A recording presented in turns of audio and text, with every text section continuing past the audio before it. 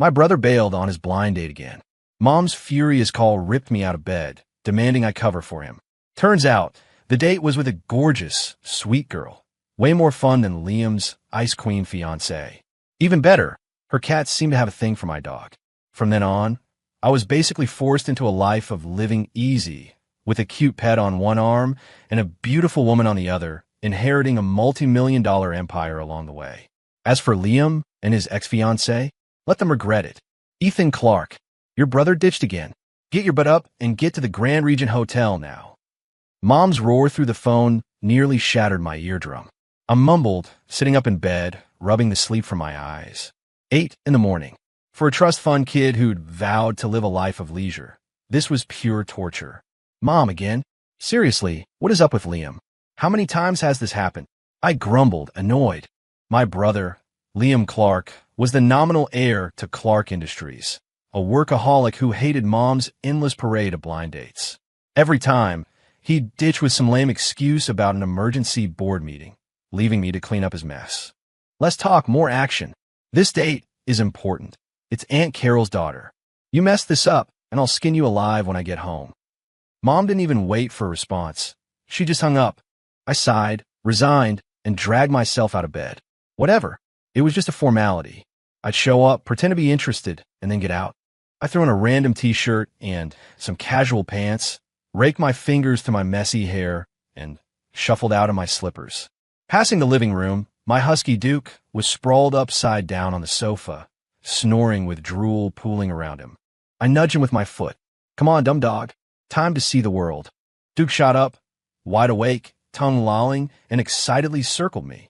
Half an hour later, I was leading a husky through the revolving doors of the 5-star Grand Regent Hotel. The doorman's face was priceless, staring at my casual attire and the energetic goofball by my side.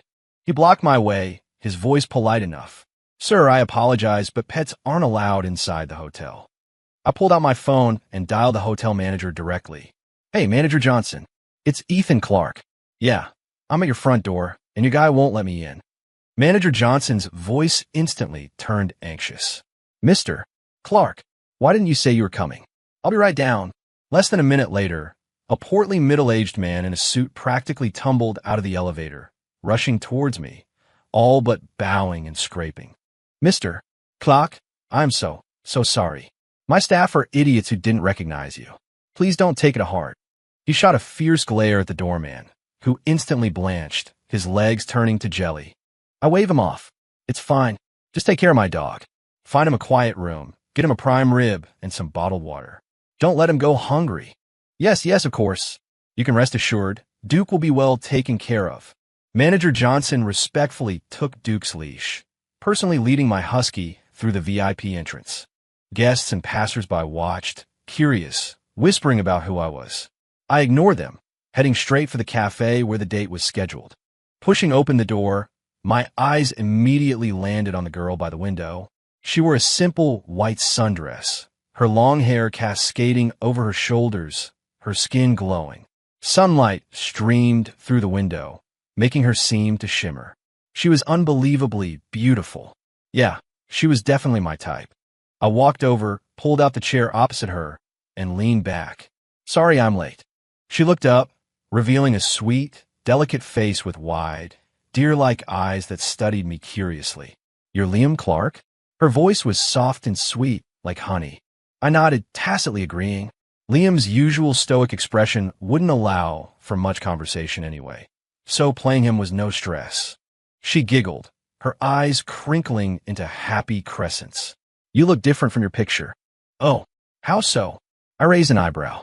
You look so serious in the pictures.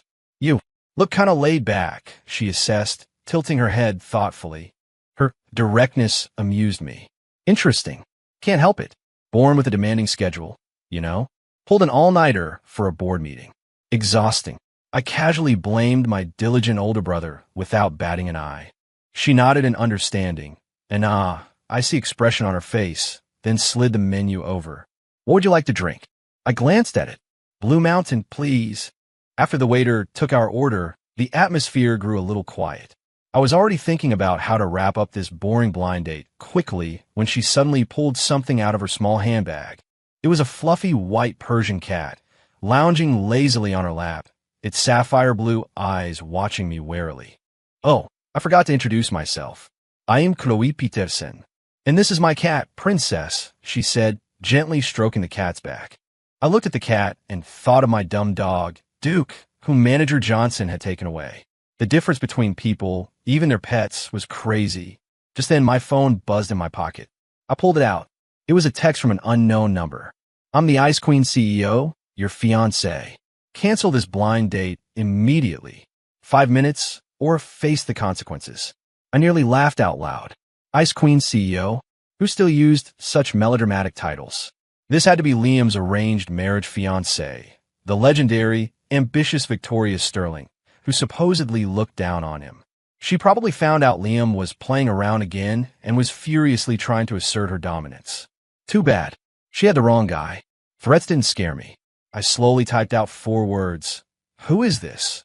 Then I muted my phone, tossed it back into my pocket, and looked up at Chloe with what I hoped was my most charming smile. Ms. Peterson, what do you think we should go next? The fun was just starting. Chloe was startled by my sudden enthusiasm, and a cute blush spread across her cheeks. Anywhere is fine, she said softly. Seeing her innocent reaction, my devilish amusement grew. I wanted that so-called Ice Queen CEO to see just how desirable her fiancé really was to other women. Let's go see a movie, then. I decided instantly, standing up.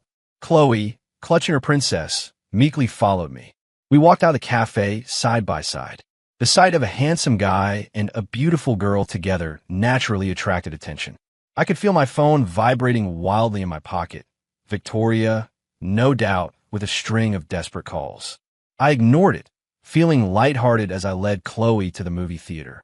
I bought tickets for the next showing of a romantic comedy, 2 buckets of popcorn, and 2 colas. The movie theater was dimly lit, perfect for a little couple time. Even though I was just playing a role, I couldn't be too obvious about it. I turned my head, watching Chloe's profile.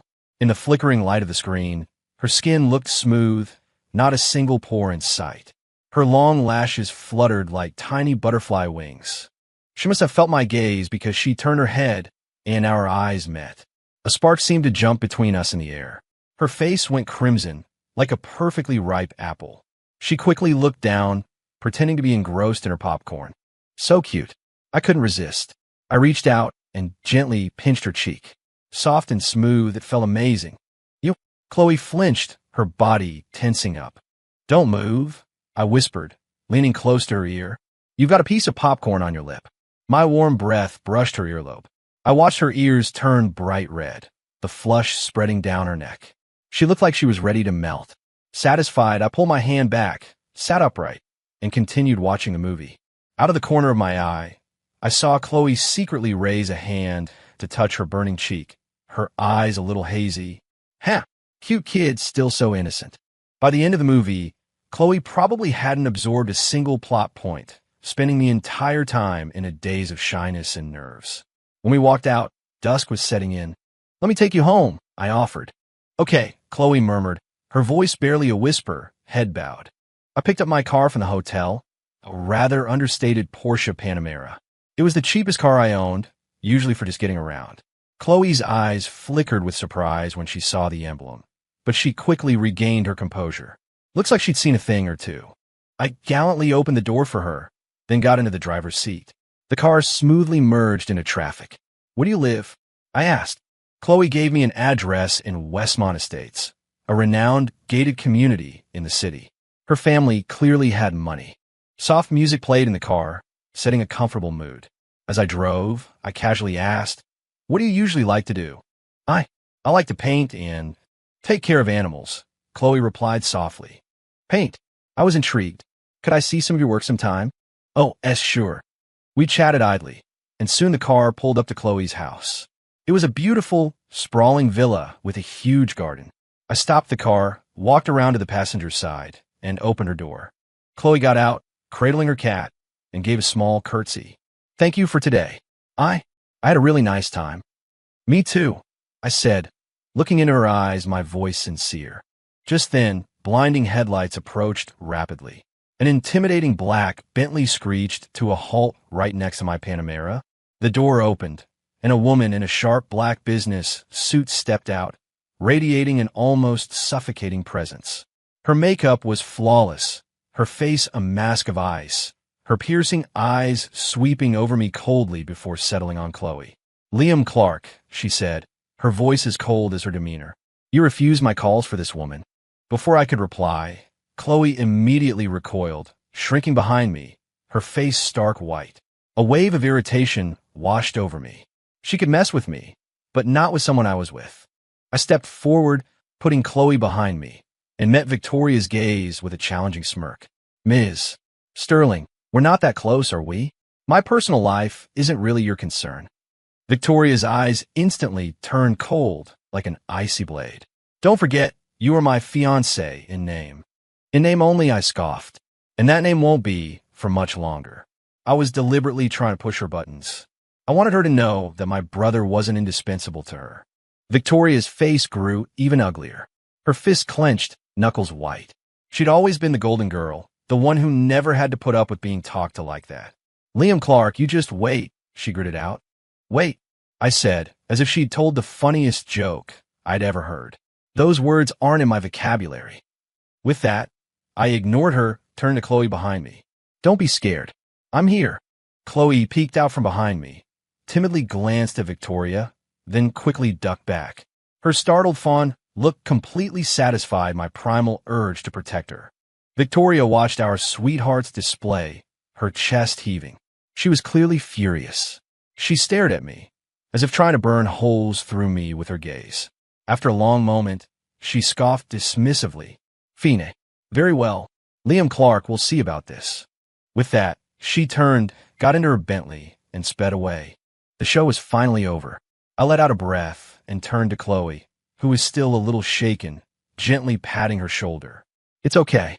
Just a crazy ex." Chloe looked up, her big, worried eyes glistening. She was your fiancée? Did I cause trouble for you?" "Ex-fiancée y corrected." "And no, you didn't cause trouble. If anything, I should thank you. You helped me get rid of a huge problem." I was half lying. Getting rid of Victoria was definitely my brother's dream. As for me, I just went with the flow and got to enjoy seeing the Ice Queen CEO get flustered. "Why not?" Chloe nodded, seemingly understanding, but the concern in her eyes didn't lessen. "It's getting late. Go on in," I urged. "Okay, be careful driving." She walked into the villa, looking back at me 3 times. I waited until her lights came on inside before I returned to my car. As soon as I sat down, my phone rang. This time it was Liam. I answered. Before I could speak, his voice, tight with anger, filled my ear. "Ethan, what the hell have you done today?" I leaned back languidly in my seat. "Nothing much, bro. Just went on a blind date for you and got rid of that Ice Queen fiancé. No need to thank your little brother." Silence on the other end. I could almost picture his face, thunderous. After a long moment, he gritted out, "Do you have any idea that Sterling Corp just unilaterally terminated all ongoing projects with Clark Industries?" "Oh, really?" I raised an eyebrow, not surprised at all. "Isn't that perfect? Now you can see if you can survive without the Sterlings, Mr. Hotshot CO. You." Liam spluttered, too furious to speak. "Come on, bro, don't be mad," I said, switching to a more playful tone. "Look, I sorted out your love life for you. Shouldn't you show some appreciation?" "Appreciation for what?" "Like, letting me take the CEO's chair for a couple of days? I like to see what it's like to run the show." "Dream on," Liam roared. "Get your butt back here now." "Can't. I am wiped. Going home to crash," I said, yawning. "Oh, by the way, Chloe Peterson's really something. If you're not interested, I'm making my move." With that, I hung up before he could react. I started the car. The Panamera rumbled to life, merging into the night. On the way home, a huge grin spread across my face. Thinking of Victoria's twisted, furious face made me want to laugh. Thinking of Liam, stressed out of his mind, made me want to laugh even harder. Life, I thought, was meant to be lived on your own terms. That's what felt good. Back home, my dumb dog, Duke, immediately pounced on me, rubbing enthusiastically against my leg. Manager Johnson must have treated him right. I kicked off my shoes and flopped onto the sofa, feeling completely drained. Pretending is exhausting. I closed my eyes, but Chloe's sweet, innocent face kept popping into my head. and how she'd blush crimson when I teased her. Yeah, she was definitely a girl who could make your heart skip a beat. Ding dong. My phone buzzed with a messenger notification. I picked it up. It was a new friend request. The profile picture was that Persian cat, Princess, and the username was Chloe. A smile tugged at the corner of my lips. I accepted the request. Almost instantly, a message popped up. Chloe, did you get home okay? Me just walked in. Chloe, good. And thank you for today. Me, thank me for what? For taking you to the movies, or for helping you get rid of that crazy ex. A brief pause, then a blushing emoji. Chloe, both. Her adorable reaction made me chuckle. Me, a verbal thanks isn't enough, you know. Shouldn't there be some actual appreciation? Chloe, huh? Oh, I could treat you to dinner? Me, dinner's good, but I have one condition. Chloe, what is it? I typed. Next time we meet, no bringing that cat, Princess. That cat always looked at me like it was judging my very existence. Chloe sent a pouting emoji. Why not? Princess is very well behaved. Me, this town ain't big enough for two alpha males. My turf, only the handsomest dude around gets to stay. After sending that, I could practically picture Chloe on the other end of the phone, speechless. Sure enough, it took her a few minutes to reply. Chloe, oh. That O was full of endless hurt and resignation. My mood soared. I tossed my phone aside, planning to take a shower. Just as I stood up, the villa's front door was thrust open. Liam stood in the doorway, radiating an icy chill, his face ashen. Behind him was Mom, looking like she wanted to wring my neck. Ethan, Mom launched the first attack, striding towards me and jabbing a finger at my forehead. You little punk, getting bold, aren't you? Trying to steal your brother's date? I recoiled, stumbling backward. Mom, come on, be rational. What do you mean steal his date? Victoria never even liked Liam. I was just helping him break free. Break free? Do you have any idea how many millions the company just lost because of you? Liam's voice was like steel, his gaze cutting into me. A few millions? Clark Industries can afford it, I said, shrugging dismissively. Besides, money comes and goes, but a good woman? That's priceless. Bro, I'm helping you out here. Chloe Peterson is beautiful, sweet, and comes from a great family. 100 times better than that cold ice queen you were stuck with. Shut your mouth. Liam roared. Chloe Peterson is Aunt Carol's daughter. Our families have known each other for generations. You acting like a fool under my name today. How am I supposed to face Aunt Carol now? What's hard about it? I said, completely unrepentant. Just tell her your younger brother fell head over heels for Chloe, and to pursue true love, he just had to pretend to be you. Isn't that a beautiful love story? You. Liam's temple visibly throbbed from my twisted logic. Mom, next to me, just sighed. How did I ever raise such a disaster a child? I couldn't be bothered arguing with them. I just started walking towards the stairs. I'm wiped. Going to bed. We can talk about this tomorrow. Ethan, stop right there. Liam called out. I paused, turning back to him. Tomorrow, you will personally go to the Sterling residence and apologize to Victoria, he commanded. I laughed. Me apologize? For what? Who does she think she is? She's my fiancée. Then you go. I'm not going. I tossed the words over my shoulder, then walked upstairs without looking back, locking my bedroom door. Mom and Liam's furious shouts faded into the background. I just ignored them. After a shower, I lay in bed, picked up my phone, and saw a new message from Chloe. Chloe, are you asleep yet? Me, not yet. Chloe, your brother and family didn't give you any trouble, did they? Looks like she'd figured some things out. A warmth spread through me. Me, nah, nothing. Liam should actually be thanking me. Chloe, that's good. Even through the screen, I could feel her concern and kindness. A girl like this truly deserved to be cherished.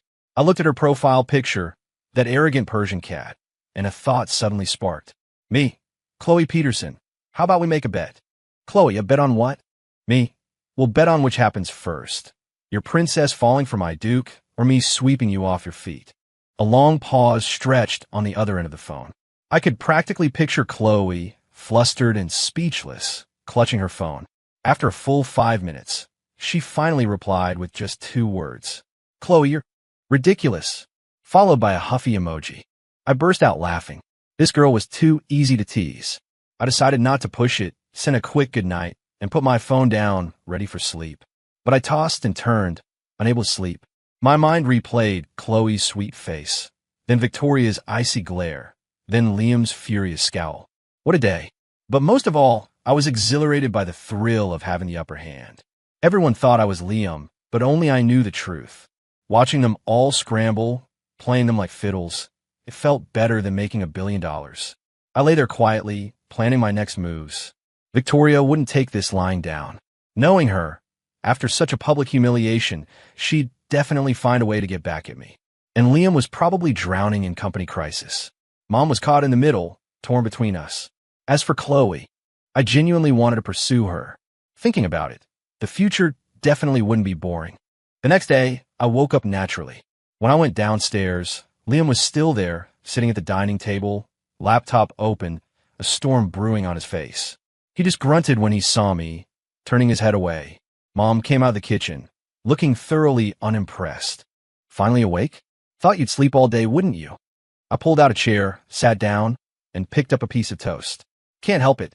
Had to expend so much mental energy sorting out Liam's romantic life last night. Exhausting. Don't even start. Mom swatted my back. Eat up, then get your butt to the office with your brother. You made this mess, you clean it up. Me at the office? I said innocently. I don't even know which way the front door faces. As of today, you are. Liam slammed his laptop shut, his gaze like steel. I've already informed the board. You're being appointed vice president, specifically to handle all follow-up matters with Sterling Corp. I nearly choked on my coffee. What? VP? Bro, are you serious? I don't even know where the break room is. Then learn. Liam stood up, looking down at me. This is on you. You like playing games? Fine. You can play to your heart's content. With that, he grabbed his suit jacket and walked out. I stood there, dumbfounded, watching him leave. What kind of move was that? He was trying to throw me into the fire? Mom, next to me, was practically cackling. Serves you right. For causing trouble. I looked at the leftover breakfast, suddenly losing my appetite. Looks like my slacker days were officially on hold. But, on second thought, this might actually be pretty fun. Going to the office as VP? Wouldn't that give me even more opportunities to go head-to-head with Victoria? Plus, I could shamelessly use company resources to pursue Chloe, like sponsoring an art exhibition and inviting Chloe as a special guest. Thinking about it, not a bad deal at all. All right, Vice President it is, I said, standing up and stretching.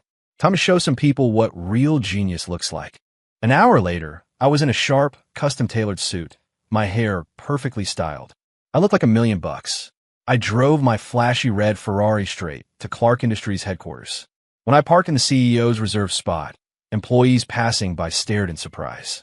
Everyone at Clark Industries knew their stoic CEO, Liam Clark, only drove his somber black Maybach. Whose high-profile Ferrari was this? Ignoring their curious gazes, I strode into the building like I owned the place. The receptionist clearly froze when she saw me, but managed a professional smile. Sir, may I help you? I pulled out the corporate ID Liam had given me and flashed it at her. Ethan Clark, new vice president. The receptionist's eyes widened, and her mouth dropped open into an O shape. You could have fit an egg in it. She stammered, Gee, good morning, Vice President Clark. I gave a satisfied nod and headed straight for the executive elevator. It took me directly to the top floor, the CEO's suite. I pushed open the door and found Daniel Lee, Liam's chief assistant, waiting inside. Daniel was a man in his early 30s, with gold-rimmed glasses, looking sharp and efficient. He was Liam's right-hand man, incredibly competent. Seeing me, Daniel pushed up his glasses, a complex look on his face. Mr. Ethan, you're here. It's Vice President Clark now, I corrected him. Yes, Vice President Clark, Daniel quickly adapted. The CEO said I'm to assist you with all company matters. Where's Liam? I asked. The CEO is in an emergency board meeting. The topic, Sterling Corp. Terminating all our agreements, Daniel said, his tone grim. I nodded. Looks like Liam wasn't having an easy time of it. Where's my office? Right next to the CEO's office. It's already been cleaned, Daniel said, leading me to the adjacent office. The office was huge, but decorated in the same cold, corporate black, white, and gray as Liam's. I frowned. Daniel, do me a favor, I said. Yes, Vice President Clark. I want everything in here swapped out for warmer tones. And give me a bigger lounge area. Stock it with gym equipment, a game console, and a huge liquor cabinet. I need space for my homemade bourbons, craft brews, and fruit wines. Daniel's lips twitched, but he respectfully replied, "Right away, sir." "All right," I called after him. "Can you also find out if there are any big art or gallery shows happening in the city soon?" "An art exhibition?" Daniel looked a little confused but nodded. "Okay, I'll check right away." Watching Daniel leave, a satisfied smile spread across my face. With such an efficient assistant, my vice president life wouldn't be so bad. I walked to the massive floor-to-ceiling window, looking out over the city below. Victoria Sterling, Liam Clark, Chloe Peterson. All the people and events felt like a meticulously planned chess game. And now, I was both a piece on the board and the player pulling the strings. This feeling was addictive. Just then, my personal phone buzzed. It was Chloe. "Hello." I answered, my voice unconsciously softening. You really want to work at the company?" Chloe's voice on the other end sounded uncertain. "Word travels fast," I said, a little surprised. "My mom just called me. She said you're Clark Industries' new vice president." I chuckled. "That's right. I'm an overbearing VP now." Scared, a soft laugh came from the other end. "No, you're not really overbearing." "Then what am I?" "You." She seemed to think seriously. "You're a little bit bad, but not that bad. A good guy." "I like that. To reward your way with words, I've decided to give you a gift," I said. "What kind of gift?" "Free Saturday? I'm taking you somewhere." "Saturday? Oh yeah, I'm free," Chloe replied without hesitation. "It's a date then," I said, keeping her guessing. "I'll pick you up." I hung up, my mood soaring. Daniel's efficiency was unparalleled.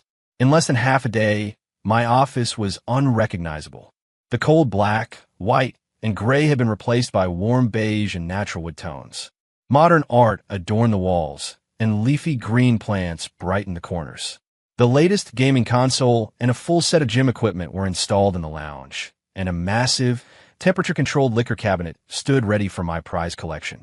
I sank into the new leather sofa, feeling like this was what living was meant to be. In the afternoon, Liam finished his board meeting and stormed into my office, his face like a thundercloud. He looked around, and his frown deepened. "Ethan, are you here to work or to set up a resort?"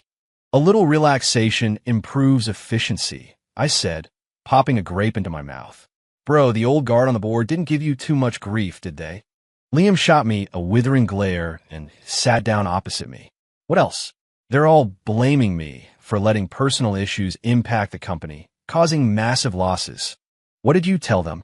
"I told them I'd personally negotiate the Sterling project back," Liam said, a hint of weariness in his voice. I scoffed. "Bro, don't you get it? Victoria's dead set on teaching you a lesson. You could grovel on your knees, and she wouldn't budge." "So what do you suggest?" Liam yanked impatiently at his tie. "Screw it," I said. "Sterling backed out, so what? There are plenty of other corporations out there. We should use this as an opportunity to shift our business focus. Break free from relying on Sterling Corp. Wouldn't that be better?" Liam froze, staring at me with a look of intense scrutiny. When did you get so clued in about the business?" "Just pick things up," I said vaguely. Couldn't exactly tell him that in my previous life, before I was born into this wealthy family, I was just a regular guy who spent his work days slacking off and reading up on market analyses and financial news. Even if I didn't want to run things, I still understood basic business acumen. Liam was quiet, clearly mulling over the feasibility of what I'd said. After a long moment, he spoke. "Easier said than done. A major pivot like that, it needs funding, connections, technology, the whole 9 yards. That's why we have you, the CEO," I said, patting his shoulder. "Bro, trust yourself. You got this. And if things go south, you've always got me, your genius VP, to bail you out, right?" My confident grin made Liam stare at me, a mix of exasperation and amusement on his face. "You're all talk." "Oh, right, bro," I said, a thought suddenly striking me. "That fiancée of yours, Victoria Sterling. Any weaknesses?" Liam looked at me warily. "Why?" "Know your enemy. Know yourself. Win every battle," I said, rubbing my hands together, a mischievous grin spreading across my face. "I'm thinking of paying her a visit." Liam's expression turned grim. "Ethan, I'm warning you, don't mess this up. Victoria Sterling isn't Chloe Peterson. She's not someone you want to provoke." Don't worry, I know what I'm doing. I wave him off. Just then, Daniel knocked and entered. Vice President Clark, the information you requested. He handed me a tablet. I took it. It showed all the upcoming art exhibitions in the city. One, in particular, caught my eye. Rising Voices Young Artist Showcase. That's the one, Daniel explained. It's hosted by the City Art Association, meant to discover and promote talented new artists. It's pretty well regarded in the art world. I nodded, scrolling down. The location, the City Art Museum, downtown. The exhibition date, this Saturday. It was perfect. I handed the tablet back to Daniel. Contact the organizers of this exhibition. Tell them Clark Industries wants to be the exclusive sponsor. And give me a special guest invitation. Daniel blinked. Special guest? Who would you like to invite? A wide grin spread across my face, showing a flash of white teeth. Chloe Peterson. Daniel's efficiency was legendary. The next day, news of Clark Industries' exclusive sponsorship of the Rising Voices Young Artist Showcase buzzed through the city's cultural and business circles. It raised a few eyebrows. Clark Industries was known for its conservative approach, rarely venturing into arts and culture. This sudden, high-profile sponsorship of a young artist's exhibition, people were wondering what the real angle was. Speculation ran rampant. As for me, the orchestrator of all this, I was lounging on my office sofa, happily sipping some of my newly installed homemade fruit wine. This particular batch I made with glutinous rice from my family's old estate, fermented for 3 months. It was smooth, subtly sweet, and honestly tasted better than any $40 bottle of wine out there. Liam opened my office door, and the rich, fruity aroma hit him. His brow immediately furrowed. Ethan, can you ever be serious for 5 minutes? What makes you think I'm not serious? I poured him a glass. Here, try this. Pure, all natural goodness. Way better than the mass-produced stuff you usually drink. Liam eyed the golden liquid, but couldn't resist. He picked up the glass and took a sip. His eyes widened. This? You made this? You know it. I smirked, puffing out my chest a bit. Liam took another sip, smacking his lips. A rare look of genuine approval crossed his face. Not bad at all. I told you. All right, fess up. He put the glass down, getting straight to the point. Why the sudden interest in sponsoring an art exhibition? For love, I stated matter-of-factly. Liam's mouth twitched. For Chloe Peterson? What else? I countered. Bro, you and I are different. You chase ambition. I chase happiness. For me, whatever makes my life more comfortable and enjoyable. That's my top priority. Liam was silent, his gaze complex. Maybe he couldn't grasp my live and let live attitude. But so what? We were just wired differently. Whatever, he finally conceded. Just don't cause any major trouble for the company. Don't worry. I raised my glass in a toast. Saturday rolled around fast. I drove my relatively understated black Bentley to pick up Chloe. She wore a soft blue dress and light makeup, looking like she'd stepped right out of a painting. Absolutely stunning. You look beautiful, I told her genuinely. Chloe's cheeks flushed, and she whispered a thank you. I opened her door, then slid into the driver's seat. The car glided smoothly towards the City Art Museum. So, where are we going? Chloe asked, curiosity dancing in her eyes. You'll see, I said, a mysterious smile playing on my lips. When the car pulled up to the museum entrance, Chloe gasped, covering her mouth in surprise as she saw the huge banner. Clark Industries, exclusive sponsor. This, your gift. Like it? I asked, my eyes twinkling. Chloe's eyes immediately welled up. She looked at me, her lips trembling, unable to speak. I knew I'd gotten her. For a girl who lived and breathed art, what could be a more romantic gesture? I took her hand, and we walked into the museum. As the big boss of Clark Industries, we received the VIP treatment.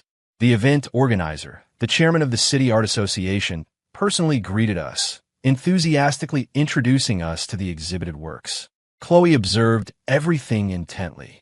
When she found a piece she liked, she'd stop to admire it, discussing the artist's brushstrokes and color choices with me. Watching her eyes light up as she talked about her passion, I couldn't help but be charmed. A girl truly passionate about something? That was incredibly attractive. We stopped before a painting, an oil on canvas depicting a dramatic sunset over the ocean. The colors were vibrant, the brushwork bold, overflowing with life. This painting is beautiful, Chloe murmured. You like it? I asked. She nodded. I turned to the museum curator who was following us. I'll take this one. The curator paused, then smiled. Vice President Clark, an excellent choice. This artist is one of the most promising newcomers in the exhibition. Bring the artist over. I want a word with him. Soon, a young man in his early 20s was brought over. He looked flustered and nervous when he saw us. I pointed to the painting. What's this piece called? It's called Hope, the young man whispered. Hope. I nodded. Good name. Give me your price. The artist looked stunned. He clearly hadn't expected me to be so direct. He hesitated, then named a number. It wasn't high. Pocket change for Clark Industries. I pulled out my checkbook, added an extra 0 to his price, signed it, and handed it to him. Keep painting, kid. From now on, Clark Industries will buy every piece you create. The young man stared at the check, completely speechless. He stammered incoherently, bowing and profusely thanking me. Everyone around us watched, their gazes filled with awe. The power of money. Simple, brutal, and incredibly effective. I turned to Chloe. She was looking up at me with wide, adoring eyes full of little stars. I winked, and she shyly looked down. Just then, an unwelcome voice shattered the harmonious atmosphere. Mr. Clark certainly has deep pockets. A voice drawled. I turned to see Victoria Sterling standing a short distance away, immaculate in a crisp white business suit, arms crossed, a faint, mocking smile on her lips. She had a small entourage of what looked like other business elites. Talk about running into your arch nemesis. Before I could even speak, Chloe instinctively ducked behind me. I gave Chloe's hand a reassuring squeeze and met Victoria's icy gaze. Ms. Sterling, I began, feigning surprise. Interested in art? Not exactly interested. Victoria's eyes swept over Chloe, a hint of disdain in her gaze. I just heard Mr. Clark was throwing money around to impress a pretty face and thought I'd come see the spectacle. Her words dripped with sarcasm. Everyone nearby caught the hostile undertone and immediately hushed, pretending to examine paintings but clearly straining to listen. Glad I could entertain Ms. Sterling, I said, equally unflustered. I don't have grand ambitions. I just like making my girlfriend happy. Unlike some people who are so focused on their careers, they don't even notice when their fiancé is out on a date with someone else. I made sure to heavily emphasize girlfriend and fiancé. Victoria's face instantly darkened. The expressions on her entourage's faces grew awkward. They'd obviously heard the rumors about Clark and Sterling's falling out, and now, seeing the main players confront each other, they were fully invested in the drama. Ethan, Victoria's voice was laced with anger. Don't push your luck. Too far. I scoffed. Ms. Sterling, who's really out of line? When we got engaged, who stood there and told everyone it was purely a business arrangement and I shouldn't have any improper thoughts. Now I've found my own happiness, and suddenly you're here, trying to call the shots. What is it? Does my happiness bother you that much? My words, a rapid-fire volley, caught Victoria completely off guard. Her face cycled through white, green, and then a furious red. A truly spectacular display. She'd probably never imagined the usually quiet, compliant Liam Clark could be so sharp-tongued. Her entourage exchanged subtle, knowing glances. So this was the real story behind the broken engagement. Whispers started in the crowd. So Ms. Sterling really messed up, huh? Walking away from a guy like Mr. Clark? What was she thinking? Seriously, he's handsome, rich, and so dedicated to that girl. A man like that is impossible to find. Though not loud, these whispers cut through the hushed museum with perfect clarity, reaching every ear. Victoria's composure completely shattered. She glared at me, her eyes burning with humiliation and fury. Ethan Clark, you just wait, she hissed, then turned sharply and stalked away, almost tripping on her high heels. Watching her make such a pathetic exit, I felt an undeniable surge of satisfaction. A public takedown is always the most satisfying. I turned to see Chloe looking up at me, her eyes shining with admiration, full of little stars. You were amazing, she breathed, genuinely impressed. I proudly arched an eyebrow. Of course. What kind of boyfriend do you think I am? Chloe's face immediately turned crimson. I haven't agreed to that yet, she mumbled, though a telltale hint of delight crept into her voice. The art exhibition incident quickly became the talk of the town's upper echelons. Everyone knew that Liam Clark, the supposedly compliant CEO of Clark Industries, had publicly cut ties with the Ice Queen CEO Victoria Sterling of Sterling Corp., all for a new girl he'd just met. Suddenly, I was the hottest topic in our social circle. Some said I was a romantic, a man of true passion, stirred to anger for a beauty. Others called me foolish, saying I'd risked our company's financial future by offending Sterling Corp. Over a woman. I ignored all the gossip. I still drove my Ferrari to work every day, which mostly involved drinking, working out, and gaming in my office.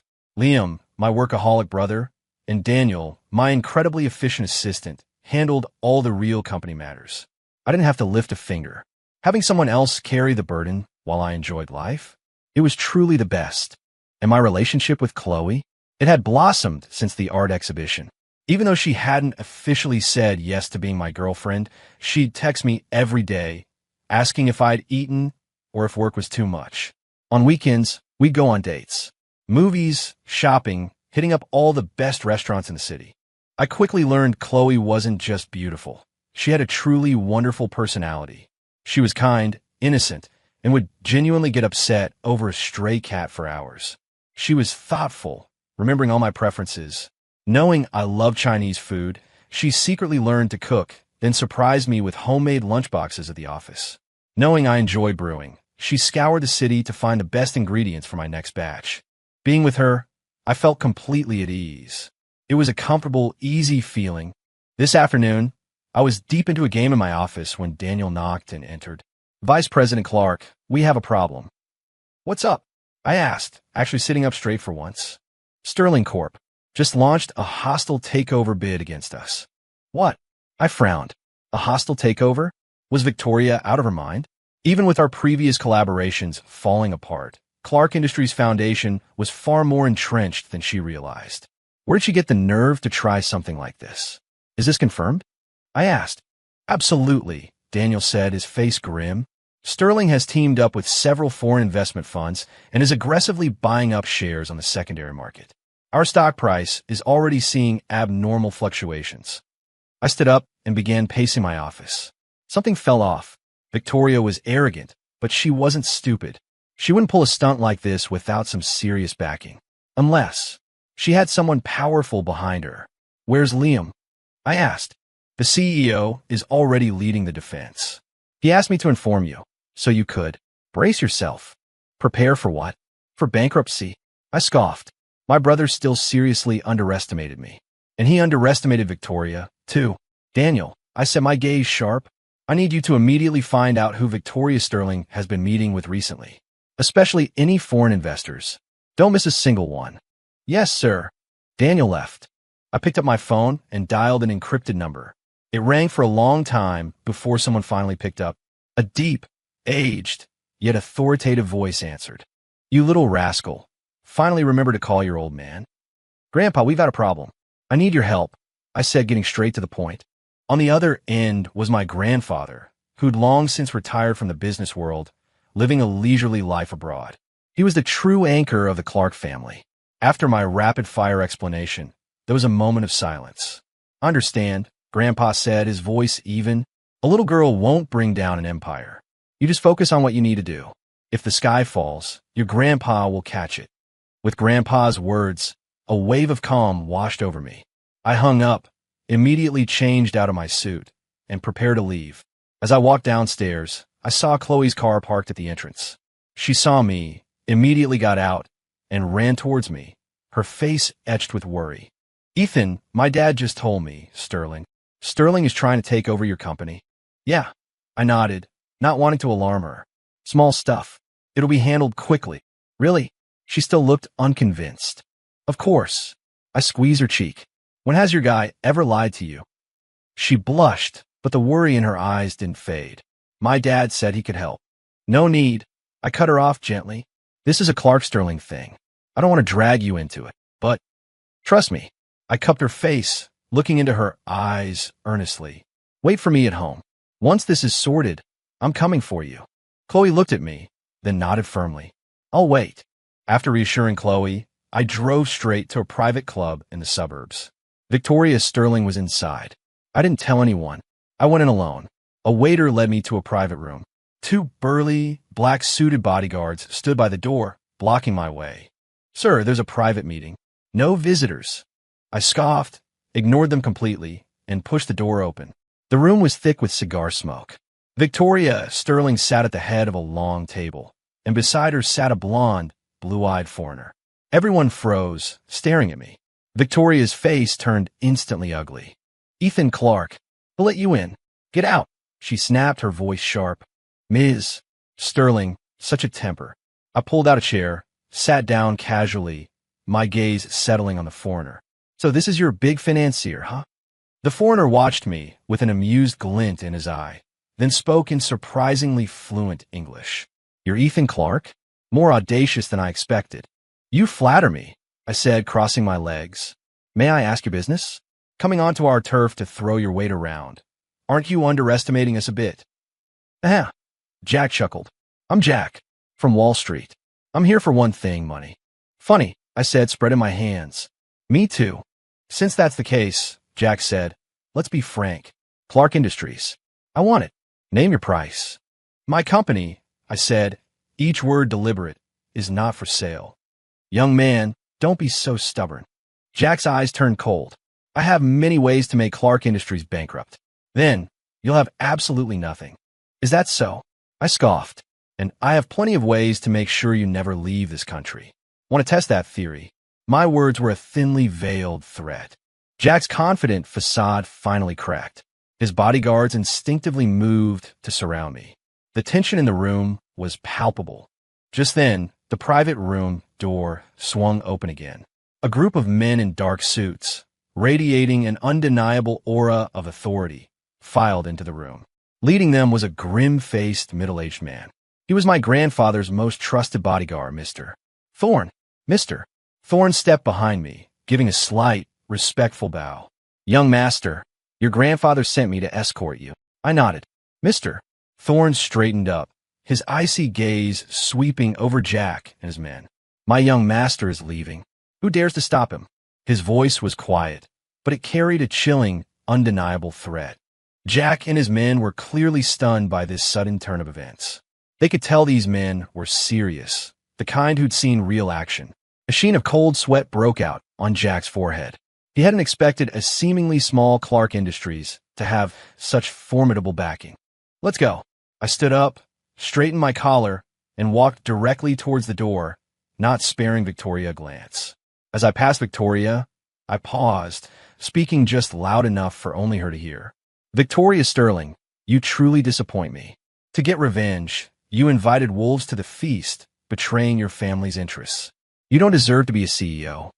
With that, I walked out without looking back, leaving Victoria slumped in her chair, her face ashen and defeated.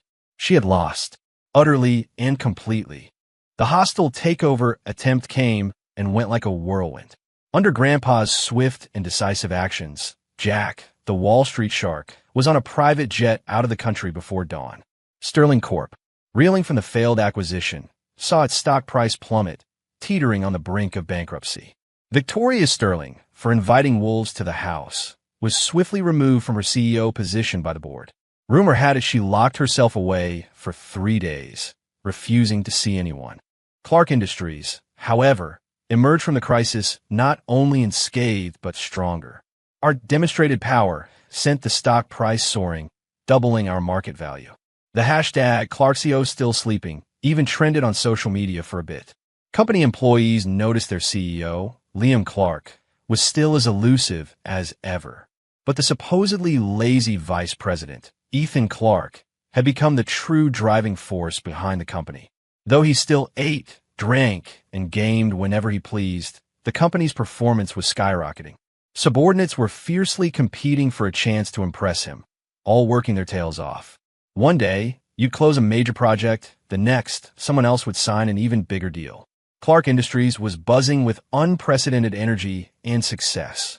And me, the architect of this minor revolution, I was lounging on my huge sofa at home, enjoying Chloe's tender ministrations.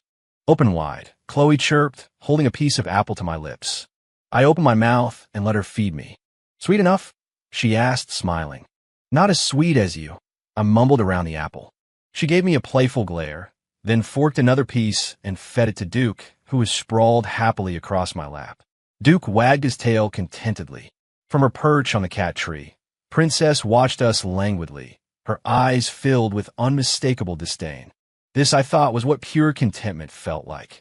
Ethan, Chloe said suddenly, when are we getting married? I nearly choked on the apple. I looked at her. Her cheeks were flushed, but her eyes held a serious, hopeful glint. I smiled. Anytime, I said. If you want, we can go right now. Now. She froze. Yeah, now. I jumped off the sofa, grabbed her hand, and pulled her towards the door. Half an hour later, we stood outside the county courthouse. Holding our freshly minted marriage certificate, Chloe still looked a little dazed. We just got married. What? You were expecting a grand ceremony. I pulled her into my arms, pressing a kiss to her forehead. Mrs. Clark, it's an honor. And you're stuck with me now. She looked up, stood on tiptoes, and lightly pecked my lips. Mr. Clark, the feeling's mutual. Under the warm sunlight, her smile was brighter than any sunrise I'd ever witnessed. I knew my laid-back life had finally found its true home. As for my workaholic brother, still busting his butt at the office, he could keep on envying me, hating me, whatever.